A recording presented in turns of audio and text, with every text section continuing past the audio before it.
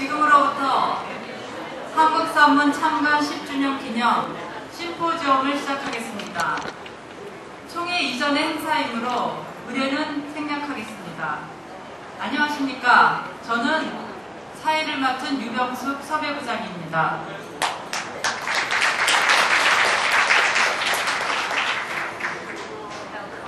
오늘은 참 좋은 날입니다. 한국산문을 창간한다고 준비했던 때가 엊그제 같은데 한국산문이 벌써 10살이 되었습니다. 안녕하세요. 저 소설가 김종광이라고 합니다. 다들 잘 모르시는 것 같습니다.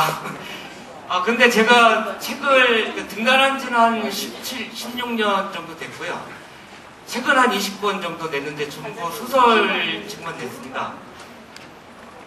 그런데 거의 유명하지 않습니다.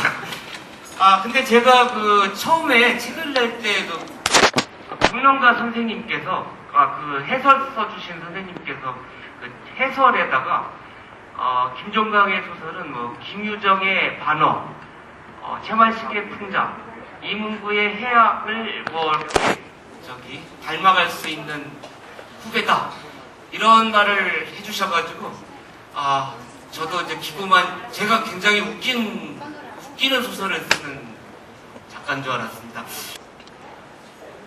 도대체 해악이 뭐냐? 사실 저도 잘 모르겠습니다. 저로서는 더 모를 수밖에 없는 것이 항상 주변 사람들도 항상 제가 결혼을 잘못해서 이렇게 잘못됐는데요.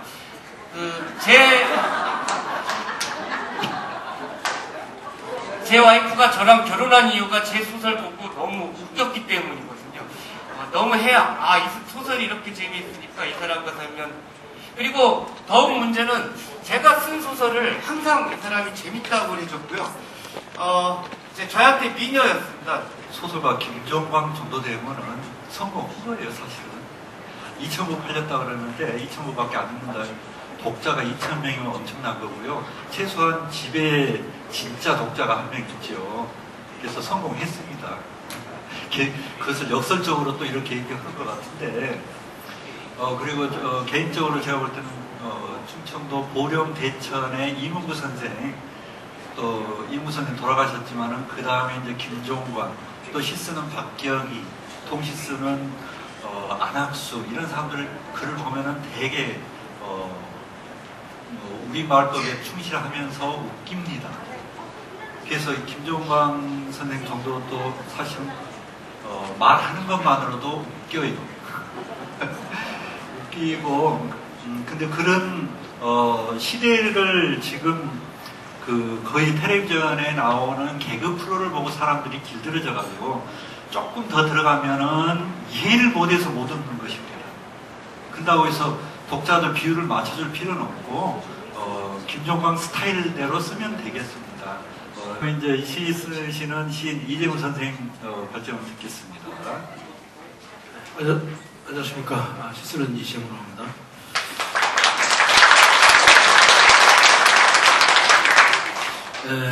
독재자는 해악을 대단히 싫어한다고 합니다.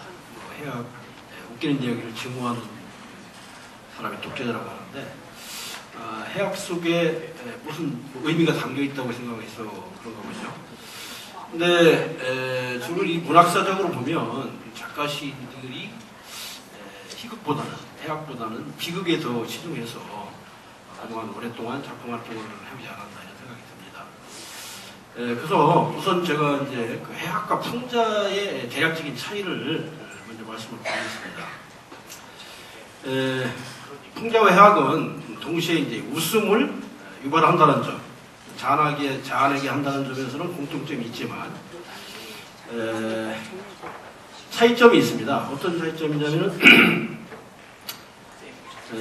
대상에 대한 어조와 태도의 차이에 의해서 풍자가 될 수도 있고 해악이 될 수가 있습니다. 이태면 풍자는 인간 생활, 특히 동시대의 사회적 결합이라든가 악덕, 그런 것 등을 비꼬는 공격적인 문체라고 말할 수가 있겠습니다. 근데 해악은 그럼 뭐냐? 해악은 대상에 대한 호감, 연민을 느끼게 하는 그런 웃음이고 또 익살이 들어있는 그런 문체입니다.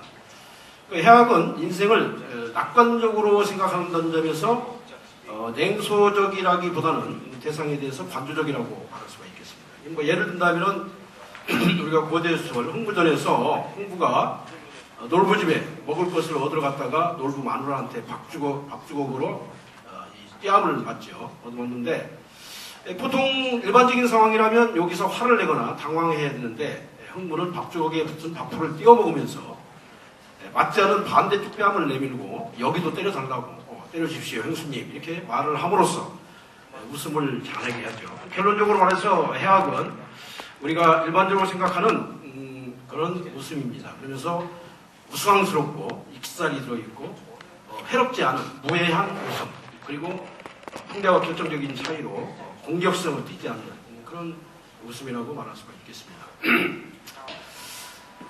굴비, 수수밭 김매던 계집이 솔개 그늘에서 쉬고 있는데 마침 굴비 장수가 지나갔다.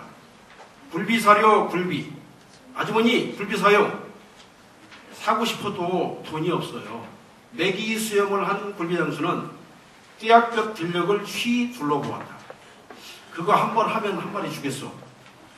가난한 계집은 잠시 생각이 잠겼다. 품팔러 간 사내의 얼굴이 떠올랐다. 저녁 밥상에 굴비 한 마리가 올랐다. 웬 굴비요? 계집은 수수밭 고랑에서 굴비 잡은 이야기를 했다. 사내는 굴비를 맛있게 먹고 나서 말했다. 앞으로는 절대 하지 마. 수수밭 1학년은 수수이삭 아직 패지도 않았지만 소쩍새가 목이 쉬는 새벽녘까지 사내와 계집은 풍년을 기원하며 수수방안을 찧었다. 며칠 후 굴비장수가 다시 마을에 나타났다. 그날 저녁 밥상에 굴비 한 마리가 또 올랐다. 또 웬 굴비요? 계집이 굴비를 발라주며 말했다. 앞으로는 안 했어요. 사내는 계집을 끌어안고 목이 메었다.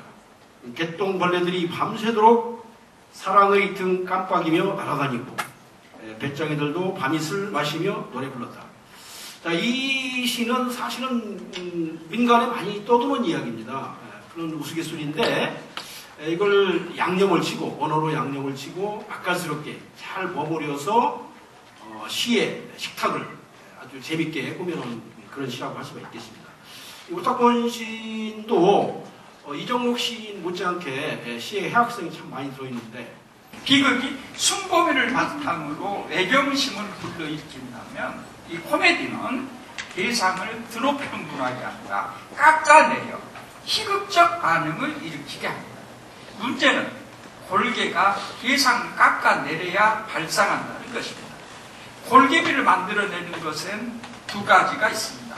해학과 풍자는 둘 다 대상을 희화화하는 것인데 해학은 상황을 희화화하고 그 부정적 상황의 피해자로 순박한 인물을 내세워 동적적 웃음을 자아낸다면 풍자는 부정적 인물과 부정적 상황을 동시에 희화화하는 공격적인 웃음입니다. 그런데 수필은 나무 얘기를 쓰는 게 아니라 내 이야기를 씁니다. 수필에서 대상이 바로 나인 것입니다. 우리는 아까 그 대상을 깎아내려야만이 유머가 발생한다고 했었는데요. 10cm의 봄이존자가 순위에 올랐더군요. 제가 목소리만 좋으면 한 곡 불러드릴 텐데 안타깝습니다. 그 내용을 보면 비속어도 좀 섞여 있긴 한데요. 봄이존자는 행복해 보이는 연인들을 그 바라보는 외로운 싱글에 그 시샘하는 눈빛이 많이 들어있습니다. 남편도 있는 제가 이 노래가 왜 제 마음에 와 닿았을까요? 신인상을 받고 작가로서 처음 만난 이 봄이 사실 들뜨고 설레이기도 합니다. 그렇지만 외로움의 원형을 가진 사람들에게 관심을 갖는 작가로서의 시선을 경험한 색다른 봄이기도 했습니다. 이런 기회를 주신 여러 선생님들께 감사를 드립니다. 감사합니다. 이상으로 시민작가상 시상을 마치고 다음은 한국산문 문학상 시상의 순서입니다. 문학평론가 임원영 선생님께서 한국산문 문학상 심사 경위를 발표해 주시겠습니다. 한국산문 문학상을 만든 지가 오래되는데요. 이 만들어 놓고 보니까 한국산문 문학상의 중대한 결점이 몇 가지가 있습니다. 금년에도 수상자 심사 경위를 쭉 제가 보면서 느낀 점이 뭐냐, 가장 큰 결점이 심사가 너무 공정해요. 이게 아주 미치겠어요. 두 번째 결점은 반드시 글을 잘 써야 받아요. 이것도 또 큰 결점이죠. 세 번째 결점은 뭐냐, 미녀라야 돼요. 이제 남자가 하나도 없잖아요. 그래서 이제 앞으로는 미남도 주도록 하는 걸 해야 되겠습니다. 근데 사실은 올해 여기 이 자리에서 윤호영 수필 문학상을 수상해야 되지 3회째인데, 다 아시다시피 1회째는 최민자 선생님이 받으셨고 2회 때는 정성화 선생님이 받으셨습니다. 그런데 금년에 꼭 드리자 그랬는데 이 세 가지 조건 때문에 못 드렸습니다. 그래서 금년에는 안타깝게도 수상자를 못 냈습니다. 수상자를 못 내므로써 1회, 2회 수상자들이 더 빛나지 않을까 싶어서 저들 나름대로 자유하고 있습니다. 그럼 한국산문문학상은 금년도 수상자가 4분입니다. 3분은 우리 한국산문 회원들이 되고 1분은 외부에서 드리는데, 특히 이제 외부에서 드린 분 엄연옥 선생, 이분의 그 수상작이 사일런스 디스코라는 이 글을 제가 처음 우리 한국산문에 발표된 걸 읽고, 이 여자 여러분 대단히 조심해야 될 여자다. 앞으로 이 여자가 한국산문에 여러분들과 큰 라이벌이 될 테니까 어떤 분인가 주시하고 집에 가서 3번 정도 읽으라고 제가 강의실에 그렇게 얘기했어요. 그랬는데 심사하고 나니까 나중에 수상자가 됐습니다. 그동안에 제가 시상식 하기 전에 한 2번 만났어요. 어떤 자리에서. 근데 역시 제가 본 그 평가한 맞았고, 사람 만나보니까 앞으로 더 큰일 낼 거라는 예감이 들었습니다. 오늘 이따 수상할 때 여러분도 관상을 잘 보시면은 얼마나 큰일 낼 건가 아실 겁니다. 그리고 외부 수상자고, 내부 우리 회원들 수상자로는 김혜자 선생님, 김보혜 선생님, 한지양 선생님, 이 3분 글에 대해서는 제가 일일이 다 너무 시간이 갔기 때문에 작품에 대해서는 언급을 안 하겠습니다만은 그 3가지 조건을 다 갖춘 분으로서 여러분들 축복을 받아도 조금 더 손색이 없다는 생각을 가지고 있습니다. 이 4 수상자들이 앞으로 우리 한국 산문을 위해서도 헌신해 주시고 한국 수필계 전체를 위해서도 헌신해 주기를 바라면서 저 심사평을 마치겠습니다. 감사합니다.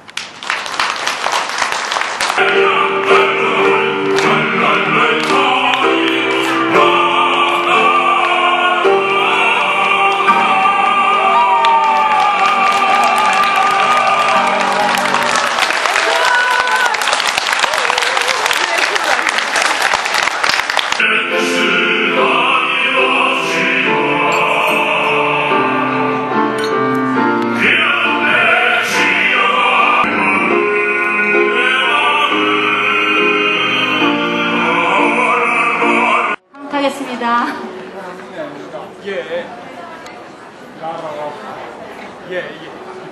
하나, 둘, 셋 하면 커팅하는 걸 하겠습니다. 준비, 하나, 둘, 셋.